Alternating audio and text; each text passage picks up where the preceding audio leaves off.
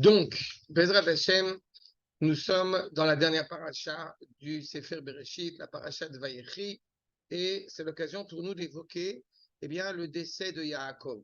J'ai eu l'occasion dans le passé de donner un cours, pas ici, mais j'ai eu l'occasion de donner un cours sur le fait que Yaakov, on dit que Yaakov l'omet, et il y a tout un sens par rapport à cela, mais je voudrais simplement m'attacher à comment dirais-je, l'accompagnement Chesed chez Behemet, l'accompagnement de Yaakov en Eretz Israël. On se rappelle qu'au décès de Yaakov, alors toute l'Égypte, on nous enseigne dans le chapitre 50, le dernier chapitre de Parashat Vayechi, Vaïfku Oto Mitzrayim Shivat Yamim, Shivim Yom, 70 jours. Il y a, même de manière usuelle, c'est autant selon la halakha, mais quand quelqu'un d'important décède, c'est la seule raison qui peut justifier de décaler un petit peu l'enterrement. En général, vous savez que dans la tradition juive, on enterre quelqu'un assez rapidement. Bon, là, d'abord, on était chez les Goïms, donc on sait que, évidemment, malheureusement, les choses ne se réalisent pas toujours comme on le souhaiterait, mais même au-delà de ça, un homme d'État, un homme important, il est tout à fait usuel d'attarder un petit peu cet enterrement. Seulement, effectivement, Yosef Hatzadik, comme vous le savez, va aller voir le pharaon, mais c'est très intéressant de voir comment est-ce qu'il a introduit son propos. Je vous le soumets. Le verset 5 de notre chapitre, Avi, Ishbiani les morts. Mon père m'a fait jurer de Iné, Anochimet, il cite quasiment son père, qui décède, Bekivri, Asher Kirit Ili Be'eretz Kenaan, Shama Tigbereni. Mon père m'a demandé expressément d'être enterré en Eretz Israël et de ne pas être enterré en Égypte. On sait pourquoi. Les deux raisons essentielles, c'est parce qu'ils auraient fait de Yaakov Avinu de l'idolâtrie, puisque justement, même les vermines ne s'attaqueraient pas à Yaakov vu la grandeur de Yaakov et la pureté de Yaakov. Et puis, tout simplement aussi, parce qu'il devait être clairement enterré dans la promesse qui avait été énoncée à Yaakov par Akash Bokhu lui-même, tu descends en Égypte, je te ramène en Eretz Israël. Donc il y a vraiment une vraie demande ici. Et Yosef dit au pharaon, je vais monter pour aller enterrer mon père, et, phrase importante, et je reviens. Le je reviens aussi, il est important. Pourquoi il est important? Parce qu'il faut avoir en tête que dans l'Égypte traditionnelle, comme j'ai coutume de dire, selon le dialecte égyptien ancien, the Egyptian way of life, n'est-ce pas, comme on dit dans le dialecte égyptien ancien, on ne sort pas d'Égypte. D'accord? Parce que l'Égypte, c'est le pays exceptionnel par excellence. D'ailleurs, ils avaient de la monnaie égyptienne où il y avait écrit dessus In God's we trust. D'accord? C'est l'Égyptien ancien. D'accord? Je crois que c'était Yosef. On rentrait et on sortait pas. Bah putain! Les gens qui viennent en Égypte, surtout à ce moment-là, et surtout une personnalité comme Yaakov, on est en Égypte. Et d'ailleurs, pourquoi est-ce que le pharaon va accepter le fait que Yosef parte en Israël pour aller enterrer Yaakov? Il le dit. Vayomer Paro, allez, ugvor et avicha, kasher ishbiecha. Va enterrer ton père comme tu l'as juré à ton père. Sous-entendu que s'il n'y avait pas eu cet engagement de la part de Yosef vis-à-vis de Yaakov, il est certain qu'il n'aurait pas pu l'enterrer là-bas. D'ailleurs, quand Yosef Hatzadik veut être enterré à Shrem, il sait pertinemment que le pharaon ne lui permettra pas cela. C'est pour ça que Yosef sera enterré, n'est-ce pas, dans le tombeau d'airain, dans le Nil. Dans ce qui est l'expression des hommes importants, de la divinité évidemment égyptienne, mais il sait pertinemment qu'en aucune manière, il aurait pu attendre du pharaon la permission d'être enterré en Israël, comme c'est le cas pour Yaakov Avinu. Maintenant, mon propos, que là où je veux arriver, c'est, j'ai envie de dire, que les goïms restent goïms. C'est là où je veux arriver. Je vous dis dès maintenant là où je veux arriver, c'est qu'on est très surpris parfois par le fait qu'effectivement, quand il y a un député qui monte sur le Harabait Alors, le monde entier tremble. Oh, c'est étonnant, parce que si le député en question n'était pas monté sur le Harabait, ils seraient tous en train de nous embrasser les pieds. N'est-ce pas? On connaît cette problématique-là. Bien fait. Vous allez voir comment ça se retrouve dans la paracha elle-même. Veilla al Yosef, l'Igbor est à ville. Donc, on voit Yosef, il monte. Et regardez bien, Veyalu ito kol avdei paro. Et tous les serviteurs, tous les gens qui sont à la maison du pharaon, même les zikne beito, c'est-à-dire même les gens qui peuvent être éventuellement les sages dans sa maison, tous, les kol zikne eret Misraim, tous les juifs, Yosef en tout cas, comme les goïms, étant donné que les juifs ne sont pas des citoyens égyptiens, les juifs, les Hébreux ne sont pas des citoyens égyptiens, donc ils n'ont pas d'engagement à donner. Eux, c'est évident qu'ils y vont. Mais là, on a Yosef avec toute la cour égyptienne qui va, et je répète, qui monte, c'est pas, qui monte en Israël pour aller enterrer Yaakov. L'école Beth Israël, on est en train de passer à une petite nuance, parce qu'on a parlé de Yosef et de ses frères, de Yosef et de sa cour. Et là, on est en train de passer au verset suivant. Vekol bet Yosef ve'echav. Et toute la maison de Yosef et ses frères et la maison de son père ou Bet Aviv, Rak Tapam, Bet Sonam ou Bakaram Azvu Be'eretz Goshen. Je n'ai pas trouvé de commentateur sur ce Be'eretz Goshen, mais le sens obvi du verset laisse entendre que seuls les hommes sont partis en Israël. Oui. Ben oui, parce qu'on nous dit que justement, Sonam, Bakaram, Tapam, donc les femmes et les enfants, Azvu, il n'y a pas écrit Azvu ni Eretz Goshen, et là, Azvu Be'eretz Goshen. Donc ça laisse entendre que pas tout le monde a pu venir. Et vous comprenez bien évidemment le fond. Pourquoi est-ce que la famille de Yaakov, en arrivant en Eretz Israël, elle n'a pas dit, ben nous on reste. On est en Eretz Israël, qu'est-ce qu'on a besoin de repartir en Égypte? Le doute subsiste, il a fait, le doute subsiste que, semble-t-il, mais évidemment, ils sont pris en otage. Évidemment, on ne peut pas, on ne va pas les laisser, on a un risque qu'on aille partir en Eretz Israël et que, bien, on veut rester en Eretz Israël. Mais le changement, évidemment, fondamental, il va arriver dans quelques minutes parce qu'il monte. Et tout ça, encore une fois, avec des tanks, avec des unités militaires, tout cela, encore une fois, pour honorer dignement cet homme, Yaakov. Mais quand ils arrivent à un endroit très étrange. Là où ils vont faire l'élégie funèbre. Le verset 10 dit Vayavou ad goren atad, asher be'ever hayarden, ויספדו שם מספד גדול, וכבד מאוד, ויעש להעביר אבל 7 ימים. Là, je vais m'attarder. Première chose, on est en Égypte. Pourquoi est-ce qu'on a besoin de faire le détour alors qu'on pourrait aller directement? Encore une fois, l'objectif, c'est d'arriver à Hebron. Donc, tu passes par l'Égypte, et là, tac, tu montes vers Hebron. On a fait tout ce détour-là. Pas parce qu'il n'y a pas d'eau, il n'y a rien. Non, mais c'est pas le problème. Non, parce que... Ils ont de l'eau avec eux, c'est pas le problème.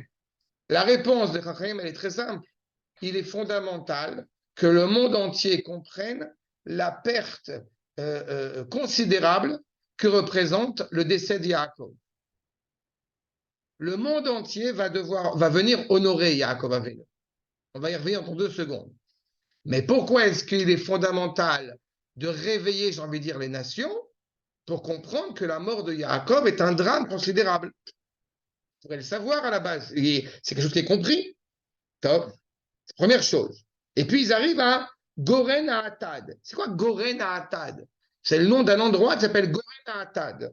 Va nous dire Rashi, justement, le sens même de ce terme, n'est-ce pas? C'est Mukaf Atadinaya. Vous avez le blé, on est en plein milieu de la famine. Il se trouve que grâce à Yaakov, la famine a été écourtée. Mais donc, on a du blé maintenant, on a Baruch Hashem, on a suffisamment à manger, Et puis, c'est quoi comme on dit, Yeted. Il y a des épées autour. Il y a un grillage autour. Alors, on s'interroge. Mais pourquoi est-ce qu'il y a besoin d'appeler pourquoi c'est à cet endroit-là qu'ils vont faire les légies funèbres? Va reprendre Rachi en citant justement ce qui est inscrit dans le traité de Sota, que c'est au nom de l'événement que sont venus tous les rois de Canaan, les Canaanim, et les dirigeants de Ishmaël. Ils sont venus pour mener la guerre contre Israël. Parce qu'à l'époque, les dirigeants de Ishmaël, apparemment, ils auraient eu tendance à venir mener la guerre contre Israël au moment où Yaakov décède. Ça commence donc déjà. C'est ce qu'il te dit. Vénitier Ishmaël, Baou, les Milchama. Pourquoi ils n'ont pas combattu à ce moment-là ni la famille hébraïque? Pourquoi ils ont cru qu'on pouvait attaquer la famille hébraïque? Et pourquoi ils ne l'ont pas attaqué? Il a fait Mitzrayim, non? Ça ne suffit pas. Ils sont venus, nous dit le Midrash, et ils n'ont pas attaqué parce qu'ils ont vu, justement, ils ont vu qu'il y avait la couronne de Yosef qui était pendue à la tombe de Yaakov. Il y a quelque chose ici qui est très important. C'est que, a priori, si on s'arrêtait là au niveau des versets, on a l'impression que Yosef va tout seul à l'enterrement, les frères d'un côté, Yosef de l'autre côté, tout seul. Sauf qu'ils ont vu quelque chose ici qui les a interpellés. C'est quoi? Juste après cet enterrement, je vais y revenir. En tous les cas, pour l'instant, ils voient la couronne de Yosef qui est attachée à la tombe de Yaakov. Ils se sont tous tenus, encore une fois, et ils se sont rattachés à la couronne de Yosef. Ils ont entouré cette couronne, justement, avec leurs épées retenues. C'est-à-dire, ils n'ont pas osé attaquer. Premier sens qui est donné. Maintenant, qu'est-ce qu'ils ont vu comme changement? En fait, il se trouve que là, on est Yosef et Beito, on est Yosef d'un côté, et puis les frères de l'autre côté. Mais juste après l'enterrement, on va avoir quelque chose d'assez intéressant. C'est le fait qu'ils soient inscrits, en parlant des fils de Yaakov.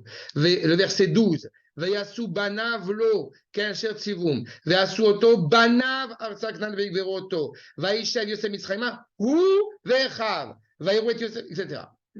On est passé d'une réalité où on aurait pu penser qu'il y avait une scission au sein de la famille, ce qui aurait justifié le fait que, eh bien, les nations croient qu'elles peuvent attaquer Israël, et on voit bien qu'il y a une unité inaltérable au sein de la famille hébraïque. Plus que ça, va nous dire Rachi dans son commentaire que quand justement, eh bien, seuls les enfants de Yaakov, pas les petits-enfants, personne d'autre, les femmes on sait, mais pas les petits-enfants non plus, se rapprochent pour aller enterrer, eh bien, Yaakov, on nous dit que la disposition des enfants de Yaakov, elle est 3 devant, 3 derrière, 3 de côté, 3 de l'autre côté.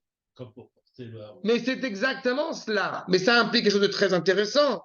Ça veut dire que non, c'est pas seulement ça. C'est vrai, mais c'est pas seulement ça. Ça veut dire que quand ils accompagnent Yaakov, ils sont déjà en préfiguration de la sortie d'Égypte. Aux yeux de ceux qui ont voulu attaquer éventuellement, eh bien, Am Israël, ils ont cru, en tout cas la famille hébraïque, c'est peut-être entre guillemets la fin des haricots, c'est peut-être la fin du peuple. Eh bien non, c'est une préfiguration de ce qui va se passer après. Ce que vous nous enseignez les Rachaim, c'est qu'effectivement, ces épées qui sont autour des épis de blé, c'est à la fois la problématique de ces non-juifs, de ces goïms qui veulent éventuellement attaquer Israël, mais c'est aussi autre chose. Parce que l'expression de Evel Kaved, un lourd deuil qui tombe, nous dira le verset 11, sur l'Égypte, nous enseigne un enseignement supplémentaire. À savoir qu'ils ont pris conscience qu'il y avait une mutation dans la famille hébraïque qui devenait désormais inaltérable. Ils auraient pu croire qu'il peut y avoir un séparatisme au sein de la famille hébraïque, et ce séparatisme, encore une fois, eh bien, n'a pas cours. Au contraire, il y a une prise de conscience désormais de l'unité du peuple juif autour de Yaakov. Le décès de Yaakov annonce la racine du peuple juif qui est en train de naître. Et justement, va nous dire, notamment, le Rav Zvineria, sur le fait qu'effectivement, eh bien, ils sont tous en train de se rattacher autour de cela. Pourquoi c'est Evel Kaved pour l'Égypte? parce que les Égyptiens eux-mêmes ont cru par erreur qu'ils pourraient mettre fin au peuple juif et ils ne pourront pas. Ce qui est annoncé ici, c'est que, justement, ils vont essayer d'asservir par la suite Israël et ils auront, j'ai envie de dire, la monnaie de leur pièce. Maintenant, je reviens à mon expression de ce Goren à Atad. Le Kliakar dit à quel moment les Égyptiens ont compris qu'il y avait un vrai problème et qu'il y avait une vraie souffrance quand l'économie a commencé à flancher. Pourquoi l'économie a flanché? Parce que Yaakov décède. Quand Yaakov nous décède, ce n'est pas que l'économie d'Égypte qui est en train de flancher, c'est toute l'économie dans le monde qui est en train de flancher. À ce moment-là, tout le monde prend conscience, encore une fois, à quel point la perte de Yaakov, elle est phénoménale. Mais rajoute le Kliakar. C'est quoi le blé qui est entouré d'épées? Le blé qui est entouré d'épées, qui est entouré d'un grillage qu'on ne peut pas pénétrer, c'est en fait la réalité d'Israël quand tu vas aller contre Israël. C'est-à-dire que les blés existent, l'économie, elle existe, mais puisque tu es en train de récuser la valeur de Yaakov, tu n'as aucun moyen d'accéder à cette abondance économique. Je voudrais vous citer ce que dit le Kliakar. Et justement, les yétés, donc c'est le kotz, c'est les épines, si je puis dire. Eh bien, on y voit une allusion, nous dit le Kliakar, avec ce qui apparaîtra dans le Sefer Shemot, Veyakutsu mipnei Israël. On retrouve notre kotz, on retrouve notre épine. Ça veut dire qu'autour de ce blé, justement, d'un côté, il y a quelque chose d'absolument important, j'ai envie de dire, c'est que le blé a besoin du motz, a besoin de l'écorce pour pouvoir se construire.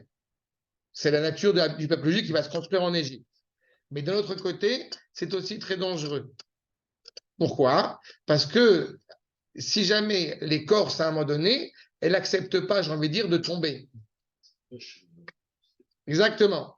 Et le peuple juif est présent à ce moment-là, et par conséquent, ils entourent justement, eh bien, la famille de Yaakov, ils entourent les enfants de Yaakov, dans l'espoir de pouvoir mettre fin au peuple juif. Mais en fait, ça ne marchera pas.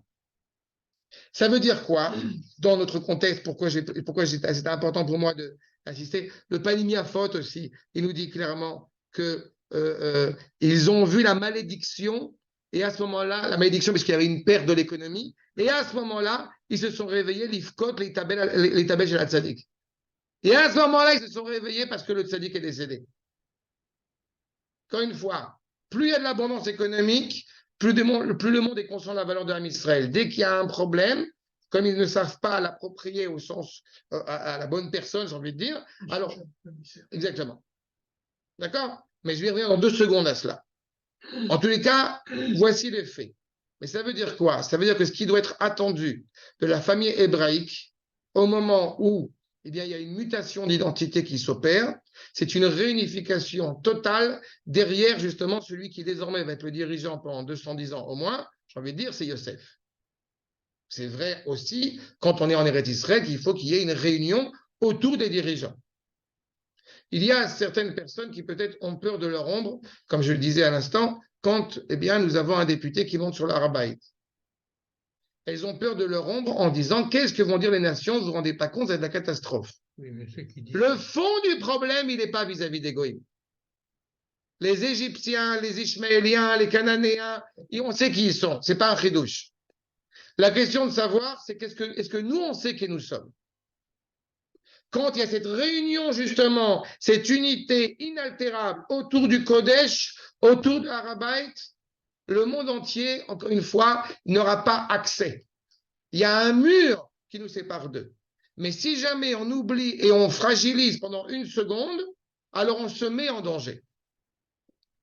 Et je voudrais, même si, encore une fois, ils sont prêts à utiliser des armes contre nous, peu importe, c'est où nous sommes, nous, où nous avons cette cohérence et cette unité.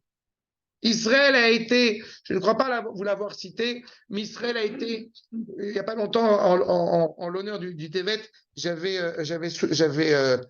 signifié, cité ce que dit le Rav Kook dans Oroth, et c'est absolument exceptionnel, justement, sur l'influence d'Israël parmi les nations. Nous avons une influence qui est hors pair.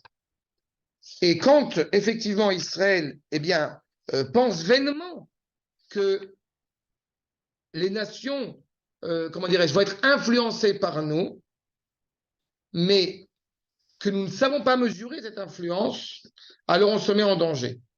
Je vais revenir là-dessus. Donc, il y a Eva qui arrive. Bon, je vais revenir dans une seconde avec elle. Je voulais vous citer justement ce que dit le Rav Kook dans une autre citation que j'ai pas eu l'occasion de citer, mais qui nous permet de revenir là-dessus. Il faut fondamentalement qu'il y ait cette cohérence que l'on répète autour d'Israël, et pourtant Israël a influencé les nations. Mais quel type d'influence Israël a apporté aux nations? C'est une influence extérieure. C'est-à-dire que de la même manière qu'on a Yosef Hatzadik qui va permettre aux Égyptiens de faire la circoncision, et justement dans un état aussi débauché, d'arriver à s'élever de certaine manière moralement. Il est clair qu'il y a une influence, il est clair qu'il y a une évolution. Seulement, ce que nous dit le Rav Kook, à Torah Geoula, à Atida, Ishpanu ala olam, rak limudei chovot. Ce qui se passe alors que le peuple juif n'est pas encore né, si je reprends dans mon contexte, au moment de l'Égypte, il est clair qu'on est influencé. Mais c'est uniquement de choses essentielles. Ça veut dire, désormais, ils ont pris conscience que ce n'est pas bien d'assassiner quelqu'un, que ce n'est pas bien de faire la débauche, etc., etc. Mais pas plus que ça. Moussar vetzedek, ayotse midat, Elohim emet.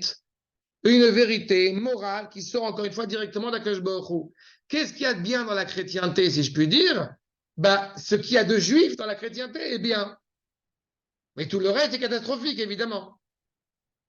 Achab, vechovot, en olam chafes lekabel. Le problème, c'est que l'influence que nous avons sur les nations, étant une influence purement extérieure et qui n'est pas à la hauteur de ce qu'ils sont capables d'accepter au moment où ils l'ont accepté, ils vont le ressentir ça comme étant des obligations que, des applications désagréables, comme une sorte de joug qu'ils ne veulent pas accepter.